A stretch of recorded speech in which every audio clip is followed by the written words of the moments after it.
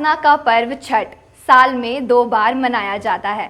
साल का पहला छठ चैत्र महीने में मनाया जाता है, जिसे हम चैती छठ कहते हैं। दूसरी बार यह कार्तिक शुक्ल पक्ष की षष्ठी को मनाया जाता है, जिसे हम कार्तिक छठ कहते हैं। नमस्कार, मैं हूँ रिया और छठ के इस विशेष कार्यक्रम में आपका स्वागत है। वैसे तो यह पर्व देश भर में मनाया जाता है, लेकिन यूपी, बिहार, झारखंड और नेपाल में इसे बड़े पैमाने पर मनाया जाता है।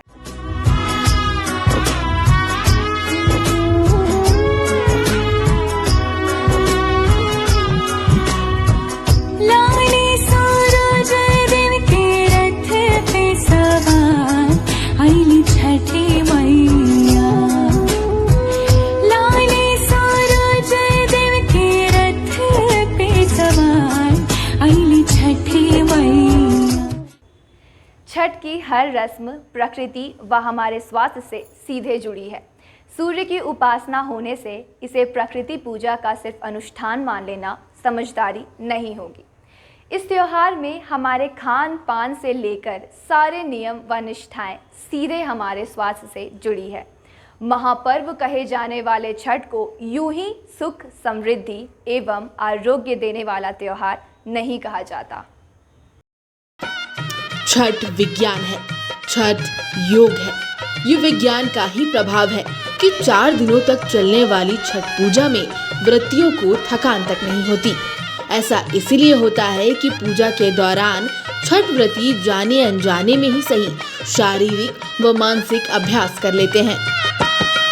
पर्व का कहिए कि उद्देश्य है सूर्य को अर्घ्य देना। वह हमारे शरीर के त्वचा रोगों के लिए बहुत ही कहिए कि दूर करता है, उसको कारगर होता है। त्वचा संबंधी जितनी भी बीमारियां होती हैं, त्वचा कैंसर है या अन्य जो न्यूरोलॉजिकल प्रॉब्लम होते हैं, उसको दूर करने में ये बहुत सहायक है। छठ पूजा में व्रतियों द्वारा मुख्य रूप से 4 तरह की शारीरिक क्रियाएं की जाती हैं। इसमें एक तो व्रत रखना, नंगे पांव चलना, कटिय स्नान और सूर्य नमस्कार शामिल है। क्योंकि सूर्य भगवान को हम लोग पूजा करते हैं, तो सूर्य भगवान से के साथ जुड़ा हुआ हमारा योग एक्चुअली पर्टिकुलरली आप देखेंगे योग में सूर्य नमस्कार है। सूरज को हम लोग प्रणाम करते हैं, एक साष्टांग प्रणाम करते हैं। तो सूर्य प्रणाम के साथ साथ हमारा शरीर के साथ साथ 5 एलिमेंट्स है, पृथ्वी, जल, अग्नि, वायु, अनाकाश। तो अग्नि are is connected with our stomach, पेट। तो इसीलिए हम लोग सूर्य भगवान को पूजा करते हैं। पूजा अर्चना बहुत ही कठिन पर्व है। इस पर्व को बहुत अच्छे ढंग से मनाते हैं। 4 दिन का पर्व है ये। अगर योग की बात करें तो सूर्योदय और सूर्यास्त के समय, चाहे वो साष्टांग आसन हो या सूर्य नमस्कार, दोनों से शरीर को ऊर्जा मिलती है। इस कारण व्रतियों की आंख, पेट, नाड़ी तंत्र, याद करने की क्षमता, कान व नाक जैसे महत्वपूर्ण अंगों को लाभ मिलता है। अस्ताचलगामी और उगते सूर्य को अर्घ्य देने के दौरान इसकी रोशनी के प्रभाव में आने से कोई चर्म रोग नहीं होता और इंसान निरोगी रहता है। इस पूजन का वैज्ञानिक पक्ष ये है कि इससे सेहत से जुड़ी समस्याएं परेशान नहीं करती।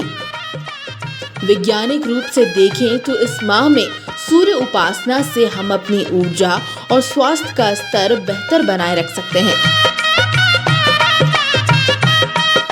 दीपावली के बाद सूर्यदेव का ताप पृथ्वी पर कम पहुंचता है, इसलिए व्रत के साथ सूर्य के ताप के माध्यम से ऊर्जा का संचय किया जाता है ताकि शरीर सर्दी में स्वस्थ रहे। इसके अलावा सर्दी आने से शरीर में कई परिवर्तन भी होते हैं, खास तौर से पाचन तंत्र से संबंधित परिवर्तन। लंबे समय से उपवास अगर कर रहे हैं तो हमें अपने शरीर का भी ख्याल रखना पड़ेगा। कई बार शरीर में पानी की कमी हो जाती है इसके कारण, तो इस चीज़ पर ध्यान रखना पड़ेगा। और जैसे हम लोग जब सुबह सुबह अर्घ देते हैं या शाम में अर्घ देते हैं तो पानी में जो डुबकी लगता है, कई बार पानी का साफ ना हो, इन्फेक्टेड हो तो कान में पानी चला जाता है, उससे फंगल इन्फेक्शन होने की संभावना रहती है। तो साफ पानी में ही अर्घ दें, ये अच्छी बात है। छठ पर्व का उपवास पाचन तंत्र के लिए लाभदायक होता है। इससे शरीर की आरोग्य क्षमता में वृद्धि होती है। छठ में दिए जाने वाले अर्घ्य का भी विशेष महत्व है।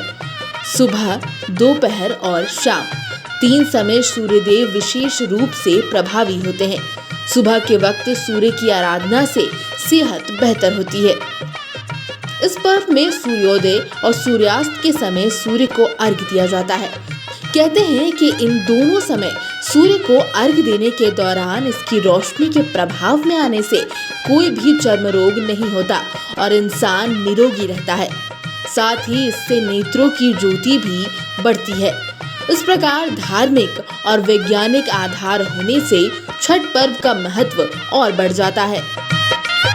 वेदों में सूर्य के लिए बहुत कुछ लिखा गया है। सनातन धर्म की मान्यता है कि सूर्य आरोग्य के देवता है। शास्त्रों में वर्णित है, आरोग्यम भास्करात इच्छेश। इसका अर्थ ये है कि सूर्य में आरोग्य देने की पूर्ण शक्ति है। आप में इच्छा होनी चाहिए। इसलिए छठ व्रत में लोग स्वास्थ्य की कामना करते हैं।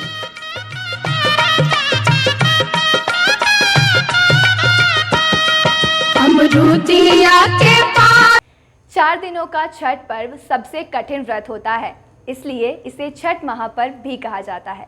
इस व्रत को महिलाएं और पुरुष दोनों कर सकते हैं। इसमें सूर्य की पूजा की जाती है। छठ पूजा के तीसरे और चौथे दिन निर्जला व्रत रखकर सूर्य की पूजा करनी होती है। छठ पर्व की ढेरों शुभकामनाओं के साथ मुझे दीजिए इजाज़त। नमस्कार।